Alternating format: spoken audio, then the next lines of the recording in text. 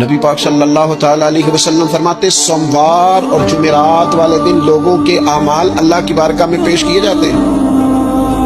دو مسلمانوں کے دو بھائیوں کے اعمال رب کی بارگاہ میں پیش کیے جاتے ہیں۔ اعمال ہیں، نیک اعمال ہے، نیکی ہے، نماز ہے، روزہ ہے، حج ہے، زکوٰۃ ہے، صدقات ہے، وہ نیک اعمال اللہ کی بارگاہ میں جمعرات اور پیر کو پیش کیے جاتے ہیں۔ رب کریم فرماتے ٹھہر جو ذرا ان کے اعمال کو روک دو۔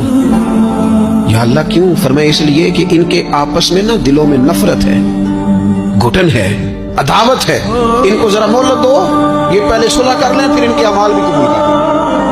عداوتیں پالی ہوئی ہیں، اپنے دلوں کے اندر گھٹن پیدا کی ہوئی، کون سا کفر کر بیٹھے ہیں رشتہ دار جو زندگی کے ناطے توڑ کے بیٹھتے ہیں۔ رب کہتا ہے نہیں قبول ہو گیا ابھی اس کے اعمال، روک دو جب تک یہ آپس میں صلح نہ کر لیں۔